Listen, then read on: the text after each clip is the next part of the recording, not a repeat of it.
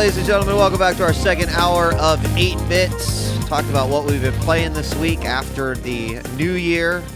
And now we're going to hit a little bit of news up, talk about what we think could happen in 2014, and if we have some time, open up the phone lines to you guys. So, JP, said some headlines sort of hit the news this morning. Maybe you can elaborate a little bit on what caught your eye.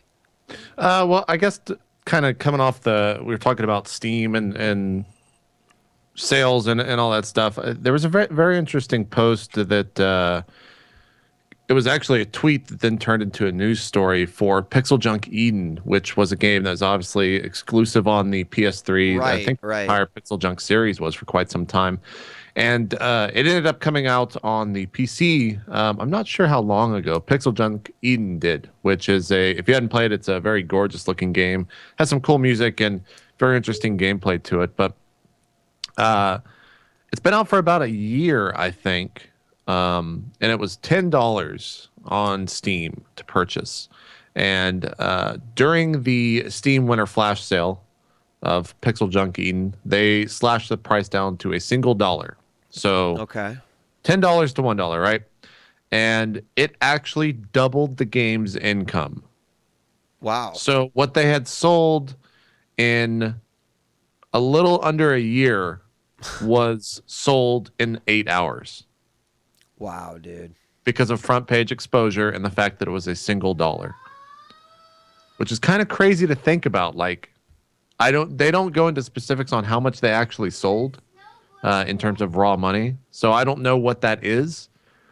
But for it to actually make the same amount of money in 8 hours that it made in a year with a $10 to $1 markdown, that's fucking nuts, man. Like, That's no real wonder nuts. No wonder they keep having those sales. And now I actually respect the sales more, because for developers it's a win-win. It's huge win, right? Like, I mean, especially because this is actually on the PS3 anyway. All the Pixel Junk games were like, highly regarded. In fact, Yeah. you probably own at least one Pixel Junk game. Oh yeah. So to sort of think that they can get a revitalization of their entire franchise, which should be enjoyed by more people anyway, it's just it's amazing, right? Like, Happy New Year to these guys, and who knows what that will do to any future Pixel Junk titles that come out. Yeah, the story goes on to say, and I didn't know this, but the last Steam Summer Sale, it moved 105,000 copies of Fez in under 48 hours, which is pretty crazy. I mean, that's a good amount of sales. And where was it at? Blah blah blah. Typically by flash sale, feature on the front page, which is much as 7 million concurrent Steam users out of a total of around 65 million. Wow. Top placement in the Steam store is probably the best advertising in PC gaming, sale or no sale. So that's why DayZ has sold 750K, is because it's the most bought game on Steam, and that's like such a coveted position to have, I think. And I don't think you can go to Valve and say, like, hey, we want to buy that slot for X amount of time. I don't think they're doing that. Who knows? Because they'll probably never actually come out and say if they are or not. But like, when Call of Duty came out, it's there for like a day, but then it goes away. So Call of Duty probably sells like shit on the PC. Yeah, I mean, it's very true. And rightfully so, because it's made for consoles, and people understand that. At least most PC gamers understand that. But kind of crazy to think about the fact that they doubled their lifetime sales in 8 hours with a $10 to $1 markdown. Oh, that's totally like insane. That's the man. amount of Well, power and people wonder has. why I always talk about mobile gaming and shit, because, hey, guess what? The same kind of thing happened. I mean, these guys are creating games that, 99 cents, but guess what? When like 200,000 people, then a million people, then a few million people, suddenly like that really, I mean, it really takes off. It does. It's super crazy to think about, like Xbox has their own console, or Microsoft has their own console on the Xbox. Sony has their own console on the PlayStation 4, and these are like gigantic monolithic companies in the world. And then there's Valve, which is just a fucking developer that has this program on the PC that is like fucking the biggest thing in the world when it comes to PC gaming. Yeah. It's really crazy to think about how big Valve is with Steam. Jesus Christ. I mean, they're We like a talk about behemoth. printing money. Like they get it. It They are the. prints money. I don't know if it's safe to say this, but they are a giant fucking publisher if you really think about it in the world of video games. Because they get a cut of all the sales. They have to, I would think, for people to use their platform. Oh yeah. Sure. Oh yeah. Oh yeah. For sure, dude. For So that was sure. crazy to me to read about. And now I actually, anytime a sale happens, I'm excited just because it means that those studios that get their games on there, however that works, end up selling a lot. And I'm sure like another example actually is the Humble Bundle. Yep. Those guys have been rocking it lately with all the games they have on. Each week, actually, I think there's a new sale, and they're probably just making a shit ton of money for themselves and for the developers. Very smart idea. The other piece of news was that the co-founders, and this might actually interest you, maybe a very slight amount, but the Slider. co-founders of Criterion have left Criterion Games, which, of course, was the studio that is responsible for Burnout, and ended up getting picked up by EA. I think Oh yeah, yeah, yeah. 2 years ago, and since then have released Need for Speed Most Wanted and Need for Speed Rivals, which is the latest title, which of course had all the issues on the PC this past month, and all that nonsense. And they have actually started a new studio. The two co-founders have, saying that they plan to make. I forget the exact quote, but they're basically going to be making new games. So Like a new Crash game. I don't know. Like he said that they just decided. He tweeted this that he just decided to start a fresh and form a new games company with Fiona Sprary. So maybe they're gonna go back to the Crash mode. Maybe revisit that, which has me excited because fuck, the last two Criterion games through EA Studios have been fucking terrible when compared to all the other Yeah. Burnout games. They haven't. They haven't. I mean, Rivals Paradise. was I think a lot of people found joy in, but Paradise is probably one of the most beloved racing games, I think, of the last generation for sure. And the amount of content that was in that fucking game is insane. Like, I think it goes on sale every now and then for like $10 and you get the entire game. yeah. Which is like Like horror, huge amounts of content for it. So that news has me excited to see a year, maybe like next E3 or something. I'm sure we'll see I'm sure they can't release something on the Burnout IP because EA probably owns that. It probably came with Criterion when they Oh when yeah. they sold. Oh yeah. Yeah. Who knows what it'll be? Who knows what it'll be? It's pretty exciting to see what they're going to be doing moving forward. And if Crash comes back, then I think that's a win for everyone because that was one of the best I one of the loved best it. things. I definitely loved it. Apart from that, there was one more piece of news, but this is news that you had in here. Is this old news from Touch Arcade? Yeah, this is old news. Never mind. From Nintendo. So we can do some predictions. If you want. I Yeah. don't know what type of predictions you want, though. Oh, let's see. Yeah, I mean, in terms of predictions, like, they're more or less like we used to do it just to kind of have fun, right? What could potentially happen? We all see all these trends, and a lot of times, like I just throw out bullshit predictions, just thinking, maybe they'll come true.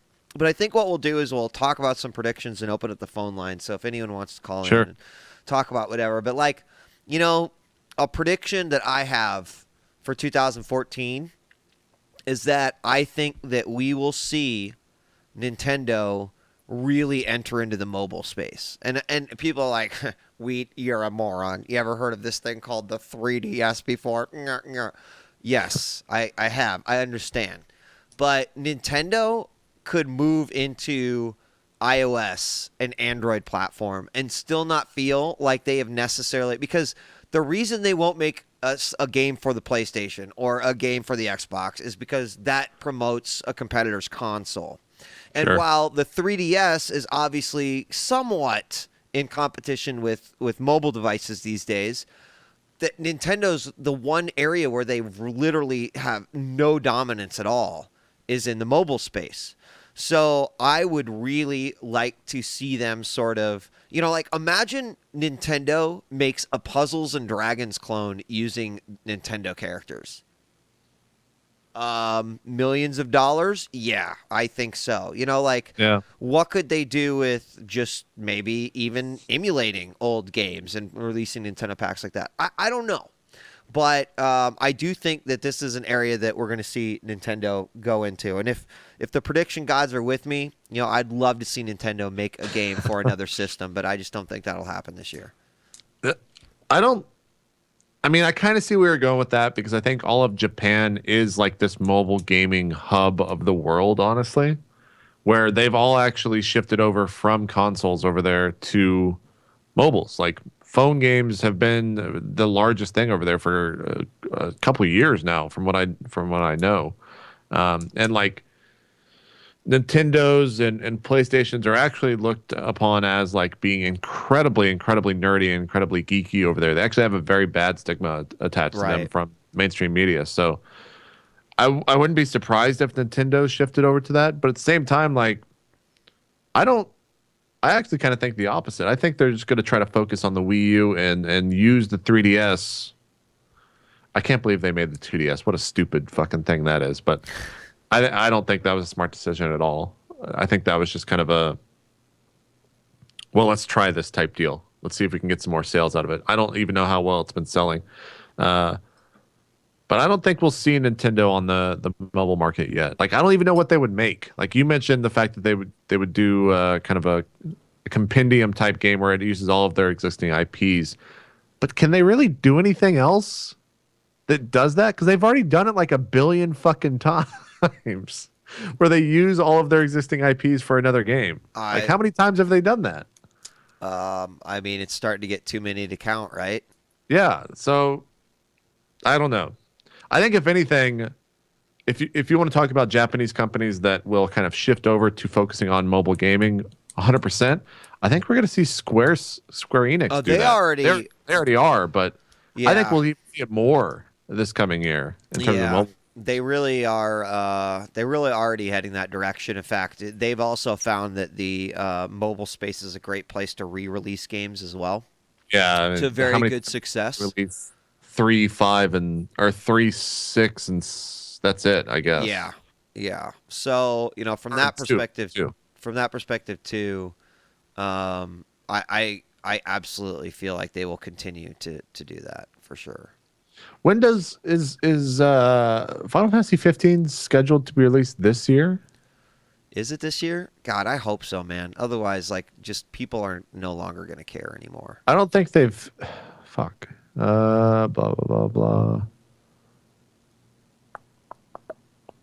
I don't know if they've said when that game's supposed to come out.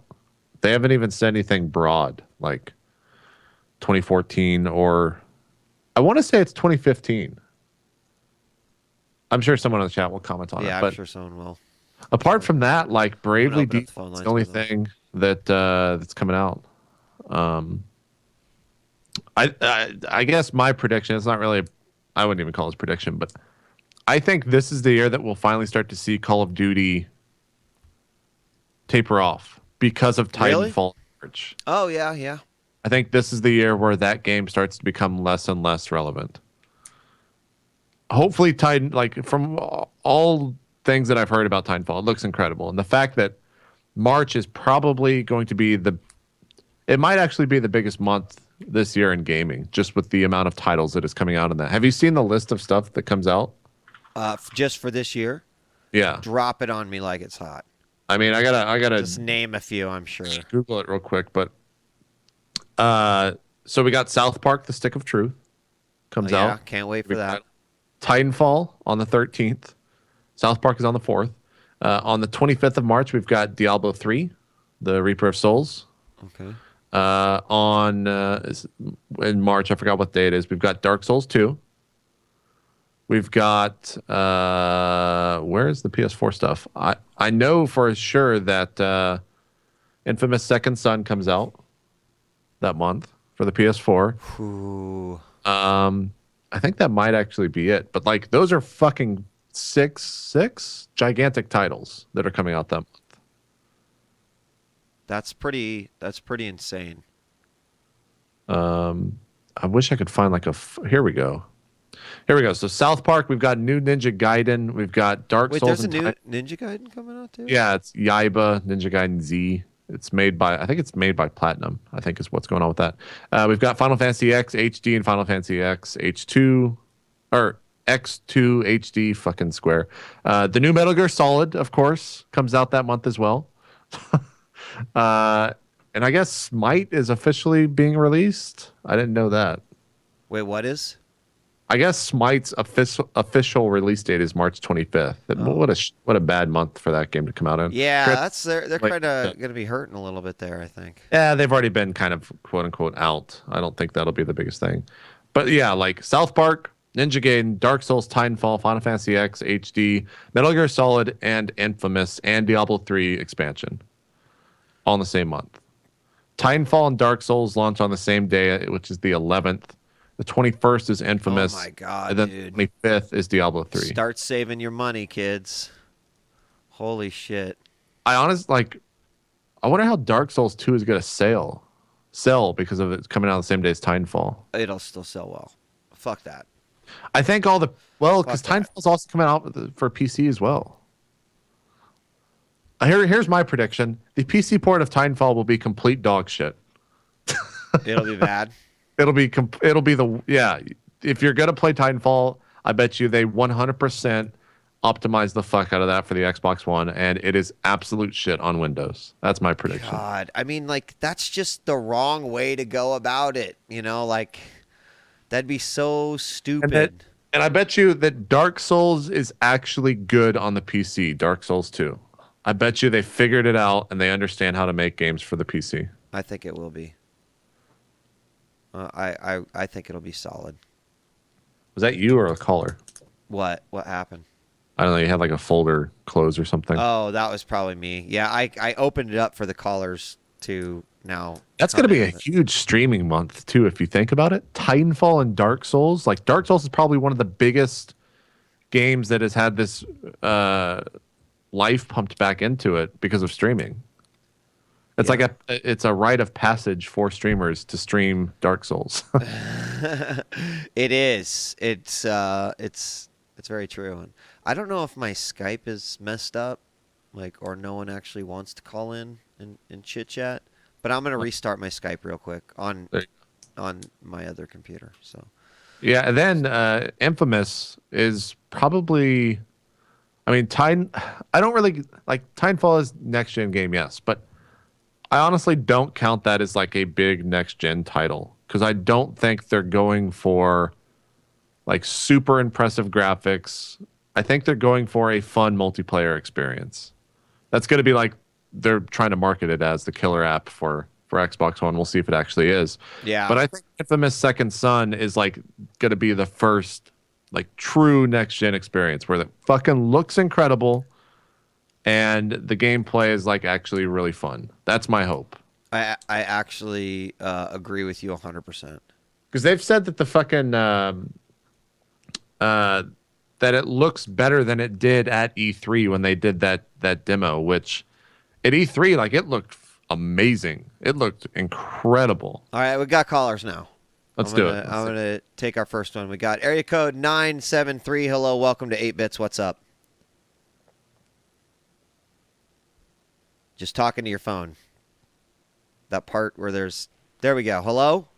No, I heard him. You did? Oh. Yeah. Hello? Oh, hello. Welcome to 8-Bits. What's up?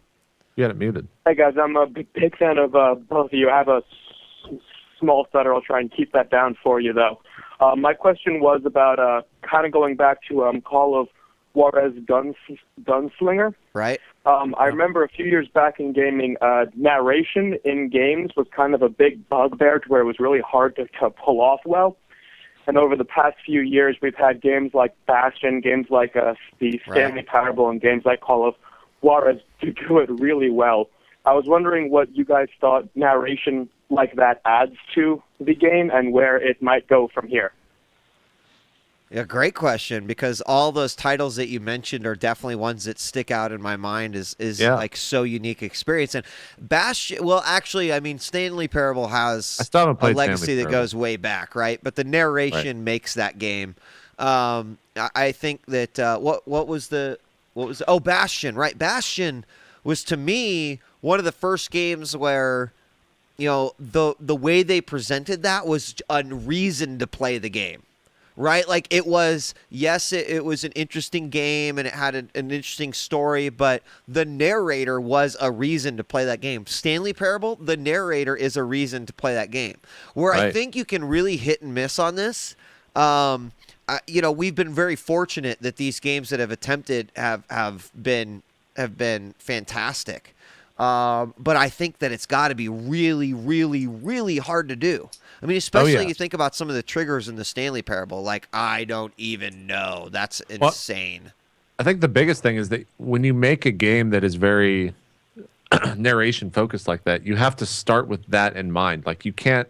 It's not something that you're halfway through the development process and you're like, we should really focus on like having like having narration make a big star in this game. Like that's not something Right. that happens. Everything I would imagine, granted I don't know what happened inside those closed rooms, but I would imagine that in all those games it's like, all right, we're going to have a narrator, he's going to have a huge role in this game. Everything has to be designed around that, and that's how that starts. Um the question of what will happen like in the future with that, I don't think we'll see it ever come to life in like a big AAA title. I don't think that'll ever happen. It's always going to be kind of the indie games or the $15 games that need that hook to get Yeah. people in. And I think that's what it'll always Agreed. be, is kind of that hook, which is totally fine because if they keep, as long as it doesn't get overused, that's the one thing. I think it's something that'll definitely, if it gets overused, you will definitely start to realize it, and it'll become more of it'll start hurting the games that it's used in more so than helping it. Because you can only do it so many times before it gets to be an annoyance. Like, Agreed. that shit got fucking annoying in Bastion when he would die for like the 10th time. And you're like, shut the fuck up. I know I fucking died. And already." then he walked right off the cliff like a dumbass. JP, Exactly. I'm talking to you. Exactly. So, but I would like to see more of it. Just it cannot be. It's that's something you can't do lazily. It's something That's that true. I think, like JP said, the design happens around that and not necessarily the other way around. So, got to be a difficult one to do, but I'd welcome it. Absolutely. Yep. Awesome. Hey, thanks All for your right, call, thanks. man. Take care. Thanks. Bye-bye. Thank you very much. All right. Let's. We got another one. We got the one and the only Sir Scoots listening to the 8 bits this morning. Yo, what up? Scoots. Yo. Yo. Hang on, let me get myself a mute on the Twitch. Yo. Hey, okay. What's up, Scott? I'm a first-time listener, long-time caller. No, wait, that's backwards. wait, it's early. Hey, Happy New Year to both you guys. Happy New Year. Happy New Year, Scott. I got an observation. I came in when you were talking about the Steam pricing model and how much that game had made money-wise when it went from $10 to $1, which obviously is a really cool economy of scale kind of thing. And I've been playing a lot of Rust. I don't know if you guys are familiar with Rust. I know what it is, but I've never played it. Yeah, we did mention it earlier. It's kind of like a DayZ survival kind of game made by Gary from Gary's Mod, right? Oh, I didn't know that. Yeah. Yeah, and so it's really cool. So it's him and his crew, Face Punch Studios, kind of take on the survival genre. But the way it was in beta it actually kind of just got to Steam like last week, right? But during the beta process, what they did was called a Dutch auction system. So they started the thing first off with just giving a few keys away, and then they started this Dutch auction system, which, and the way it worked is they, in a 24-hour period, they would start a price point for a key at like $250, and then every hour the key would go, the price would go down, right? So as the auction went on, the key price got lower and lower and lower, and then there were only so many keys available in that 24-hour period. So you would have kids or guys or whoever with boatloads of money that would go, fuck it, I don't want to wait, and they would buy a key for $100. And then you'd have guys that would wait, and for a while there, it would never really got below $30, right? But you'd have all these guys waiting to see how low they could get their keys, right? I bought a couple of them at like $20-$30. They made $3 million. Game is still very much in beta. So, and their idea behind it was, we could Kickstarter this, we could do all sorts of shit, but this is how we're going to raise money for this game. You're gonna buy your way into the beta in a unique kind of format. And I think now it's on Steam for a set price, but they made millions of dollars on this Dutch auction because, again, the guys that really, really, really wanted to play, if you wanted to play, you bought it right in that first hour, right? And you paid a shitload of money for that key. So kind of a unique, take on this. Everyone's looking at how to sell these keys and how to make, I think the days of $59.99, here's a box at Walmart are behind us, right? So I thought that was really neat. Just an observation more than anything else. That is, and the cool game is still very much in beta, and they've made $3 million on these keys. So, so can I ask you just a couple of questions about Rust real quick? Because we were talking about it, and in terms of a completion, right? Like, and what you can do. I see screenshots, and I like consistently see the same tools and the same stuff over and over. Is it still like? Are we talking like a 40% complete here, Scoots? I've heard that game's pretty complete. Really? Is that true, Scoots? I don't think it's. I couldn't give you a stat. I mean, I know they keep wanting to add stuff and tweaking stuff, but in their minds, it's still very much in beta. Like even to the point when they put it on Steam, when he finally got it on Steam, he literally told everyone, "Don't buy it yet." Like the opposite of what you want to do is like, "Don't buy this game yet." Beta, beta, beta, beta, beta. Like in the Dutch auction thing, he knew that he was going after the hardcore fans that were willing, and you knew you were buying literally an alpha version at that point. But even when it first hit Steam, he's like, "Don't buy it yet. Don't buy it. Please don't buy it. Please don't buy it. Please, please, please don't buy it." Yeah. And everyone bought it, right? Which of course they're like, you can't tell me what to do. I'm buying it. Yeah, exactly. I'm gonna fucking buy it. And again, at that point, that was pre this version of DayZ being out. So that whole huge community that's into those games was kind of looking for the next big thing, and they're kind of different. And I think I would say it's probably 50-60% done because a lot of stuff they've talked about is nowhere near in yet. Okay. The difference in the two survival games is Rust has a very, very solid building stuff component. Right. Building your bases, building fences, all that kind of stuff, and it's lighter on the gathering of stuff. Whereas DayZ is all about the gathering of stuff, and you can't build your own fort, you can't build your own base. Like when I was playing Rust, and I haven't played it in a little while, but like I was in because they have different servers. Like you can play in a PvE Rust server, which means you can't kill each other. You can greet each other. You can put walls around someone, and you can fuck them up, but you can't like shoot them in the head. And so my goal was how big of a tower can I build right in this server because no one's going to kill me. And I built a tower that eventually lagged and broke the entire server, which led them to realize that they were rendering wrong. And because in that kind of server, since you're not going to get killed, you have the wherewithal to go gather all these resources and build these monstrosities. So I think what they're aiming to do is now they've got the building kind of dialed. They're now going to replace zombies with other things. They're talking about putting cars in because we've been playing on a very small chunk of this really huge map, and they're going to slowly open this whole thing up. Okay. So that's my take on it. Again, very much on the building side, not so much on the scavenging side quite yet, whereas DayZ is I think if DayZ had build your own fort with doors and fortify with your buddies, it'd be quite a different game. Sure. And then I got a question for you.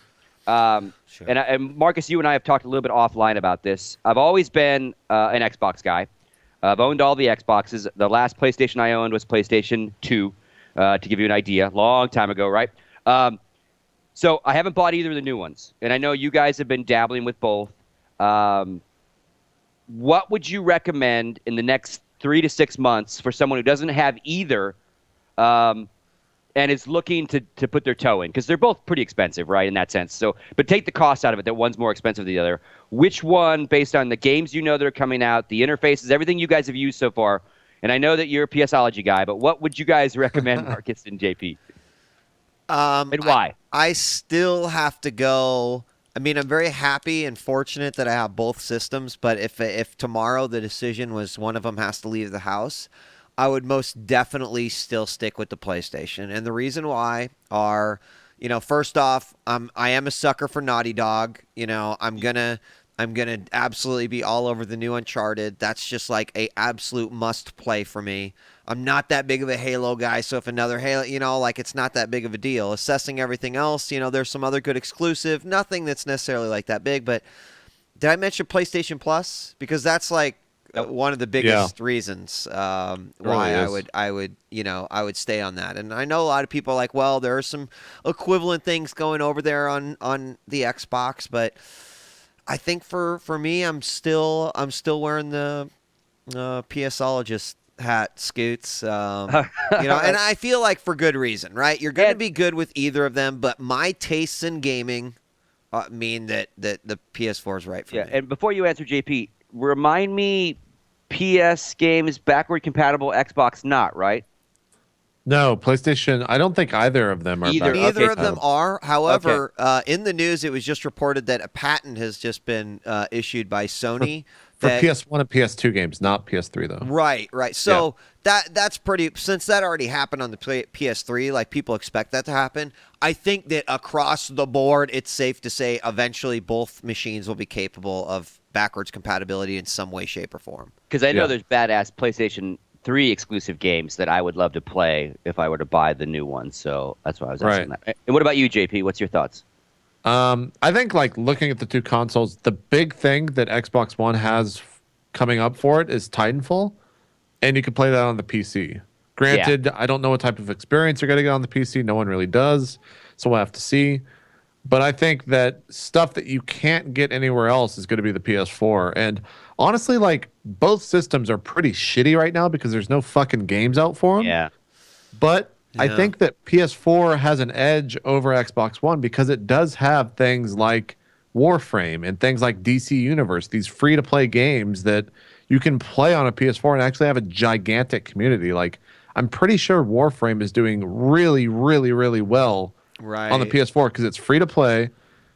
Anyone can download it that has a PS4, and there's no other games to play.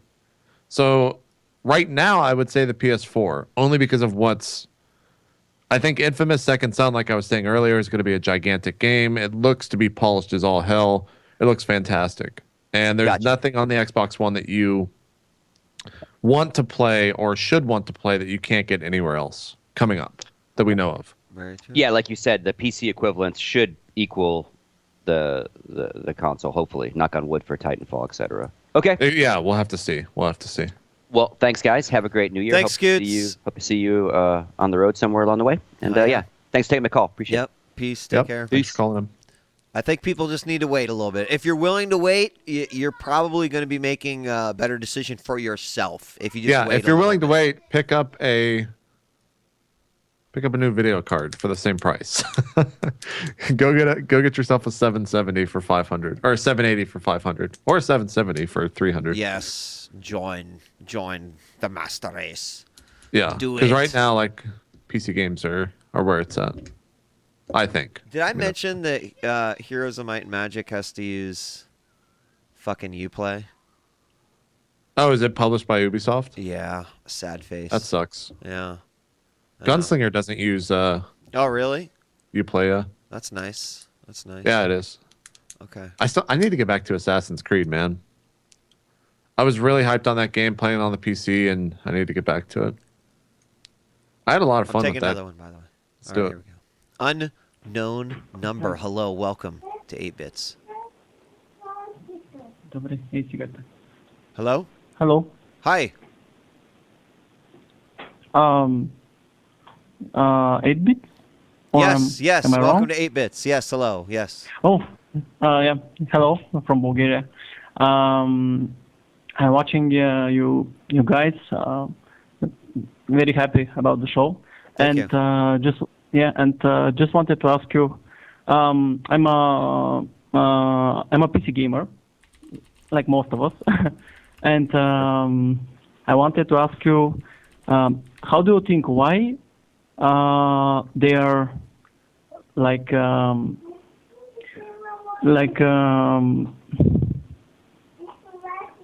the guys like doing the games, why they are like cheating like all over like us, like the PC users. I mean, why there is such a bad like PC port and so on. Oh, okay.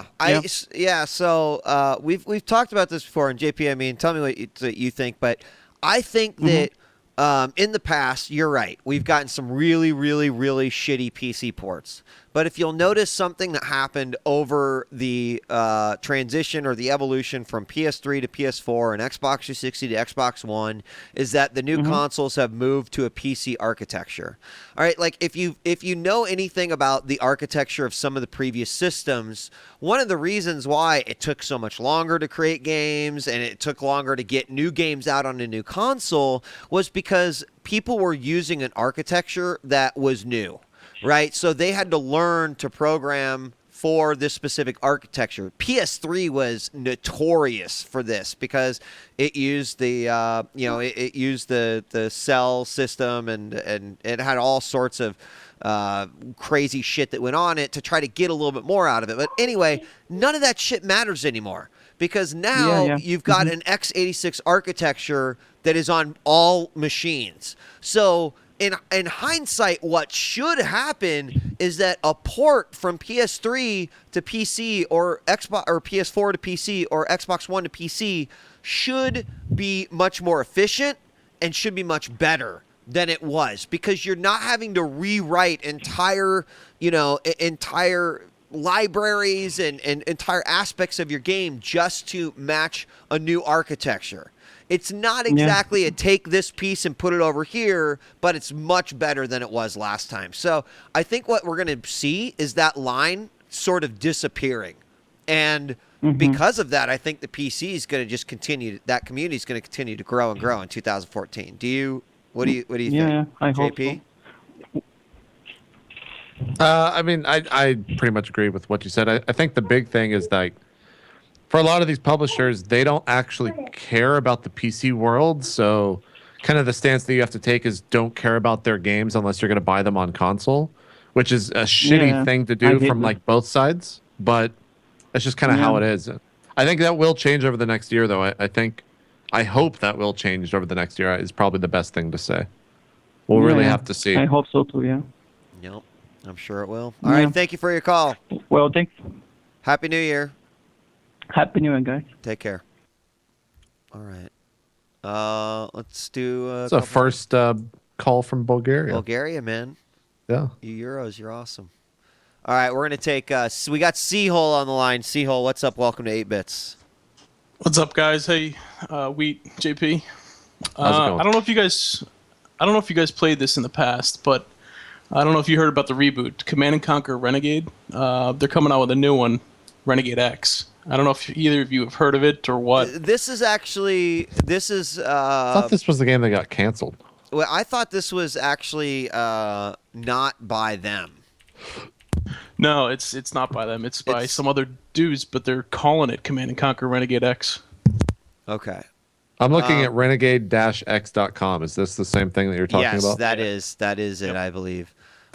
So let me just say that I loved Command and Conquer Renegade. Like, it was such a cool idea and concept for a game, and we played the shit out of it. So if this does happen to recreate some of the same gameplay and mechanics that the first game did, I will gladly give this a shot. Now, I don't know, JP, did you ever play Renegade? I'm looking at this, and I think I maybe...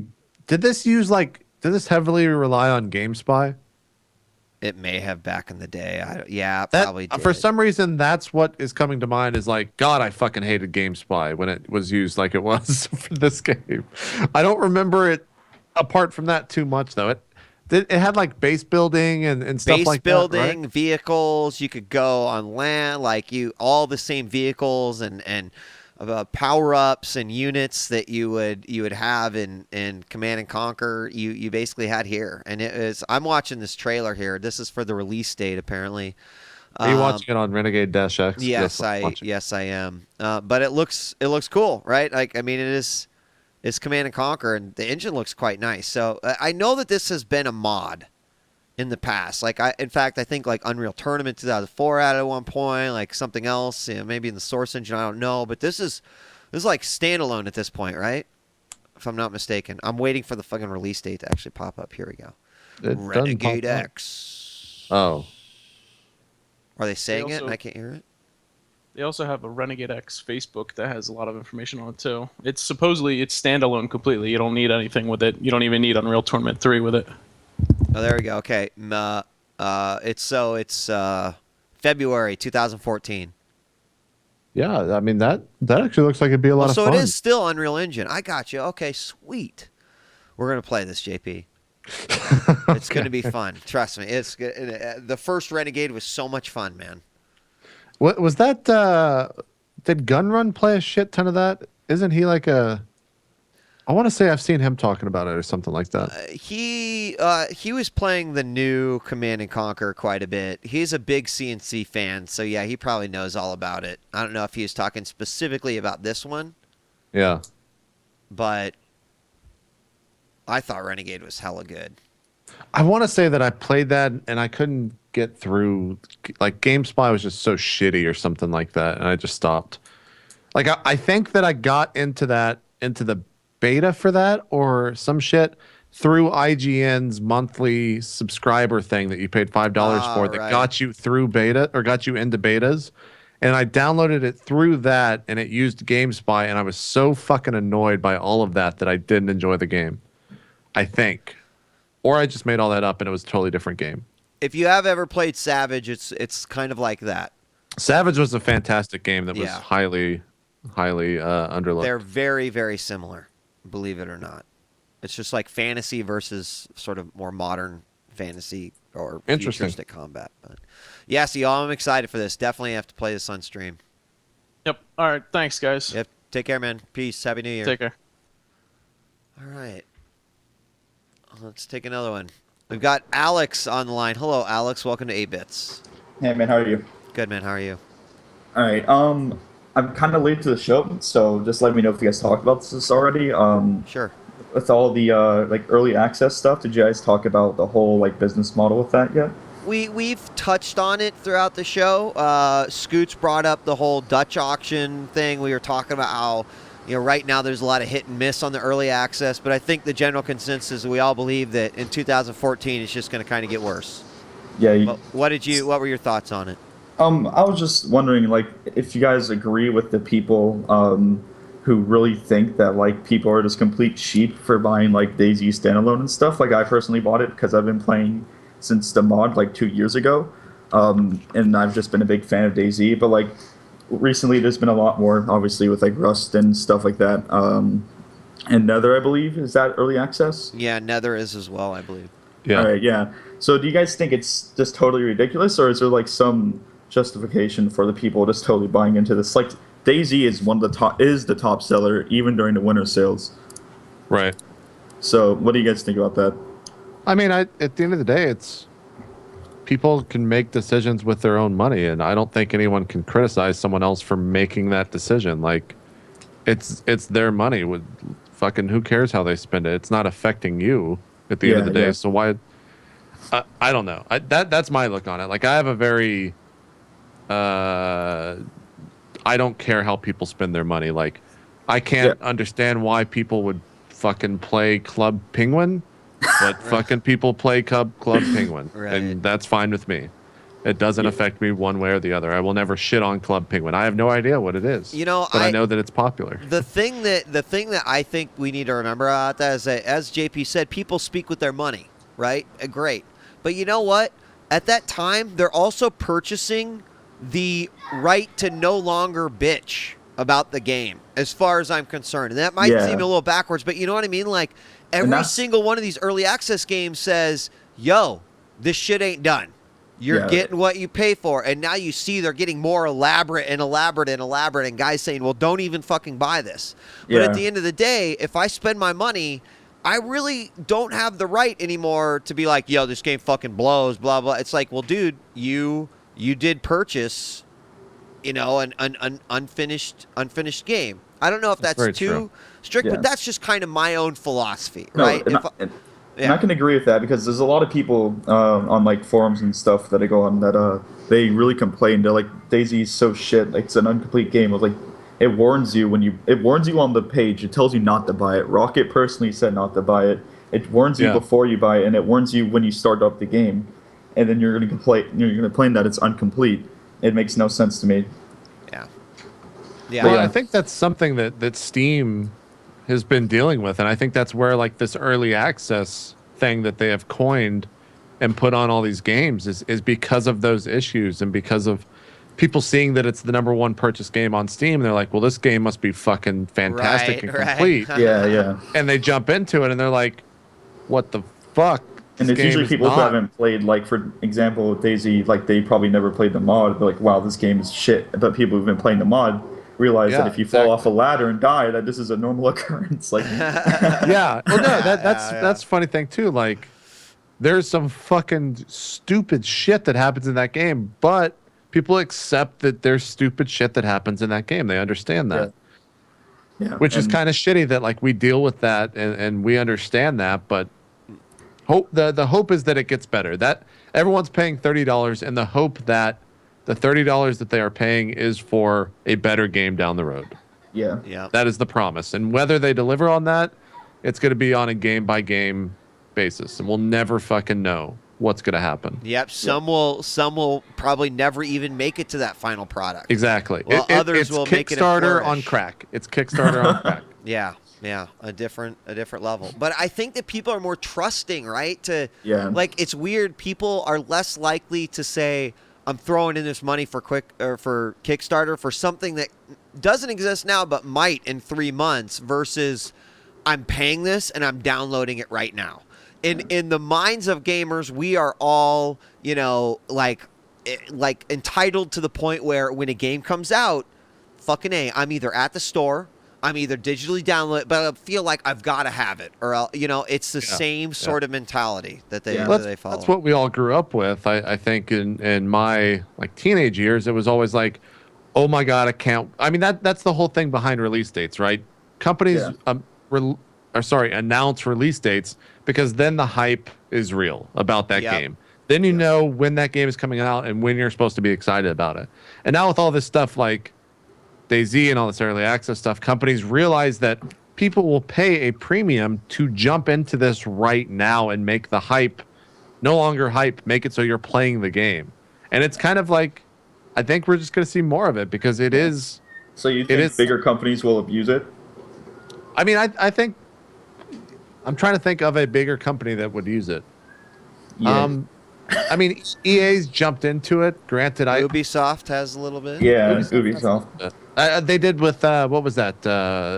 What was that fucking free to play game where you jumped the Mighty Quest for Epic Loot? I think you could buy into that. That's the one I was thinking of. Yeah. I don't know how much they sold with that or how successful it was, but that was one of those games where, like, if you wanted to play it right now or right then, you definitely could.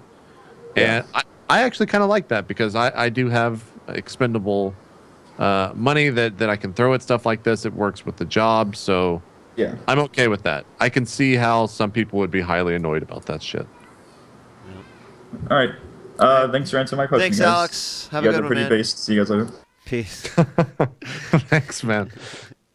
Oh shit! All right. I like and hate how that's become a fucking compliment on the internet. Yeah, you're pretty based, man. Yeah. Word. Thanks, man. All right, that's going to be it for Open Phone. Sorry if we didn't get to your call, but of course, there'll be more 8-bits here in 2014. I'm sure you can be sure of that. So, should we wrap up, JP? Do some shouts? Yeah. What do we got? Tomorrow we've got actually Dark Heresy at 1 o'clock Eastern. So 22 hours from now over at twitch.tv/itmeJP. Myself, Wheat in control, Steve Lumpkin, the MC, GM, DM, and Total Biscuit will be jumping into some more Dark Heresy. I got to remember what the fuck is going on in that game once again. So you can check that out tomorrow over on my channel. I'll probably be streaming later today. I've been watching DayZ streams actually throughout this entire thing, so I guess I'll DayZ. Man, this guy had someone baptized in the water in this game. Like, that is fucking ridiculous. He was like, "Hey, you can run with me, but you have to be baptized into my religion. I'm like, what? And he's like, all right. And this guy like walked into the water with his hands up. Oh my god. And like lowered his hands into the water as if he was being baptized. That's fucking hilarious. And that's fucking Daisy. So I'll probably stream that. I'll probably be playing some PlanetSide 2 as well. Yeah, I'll probably stream later today over at twitch.tv/itmeJP. And Baldur's Gate's R&D episodes for the rest of the week 5 coming out over at youtube.com/itmeJP, as well as the 8-bits VODs. If you want to subscribe there, you can. You'll get emails anytime I post a video. I think that's it. Shout out to Scoots for calling in. I know he's been playing a lot with Scoots After Dark. Yeah. So twitch.tv/SirScoots for that. And that's all I got. Thanks for watching. Yep. DH tomorrow. And I'll be streaming this weekend as well. I will probably find myself sucked in once again to Might and Magic Heroes today. I mean, any day where I'm like, normally my default game is StarCraft 2. You know that, JP, right? Like, when I just don't know what to play, I'll just ladder. And usually that's like, once I start laddering, I like won't stop. Dude, anytime a game gets me to not ladder, it's a good one in my book. So I'm probably going to keep going. I like that, and I'm excited to check out the other factions as well. So you'll find it here on twitch.tv/DJWheat. A little bit later, but VODs will be up over on itmeJP YouTube as well.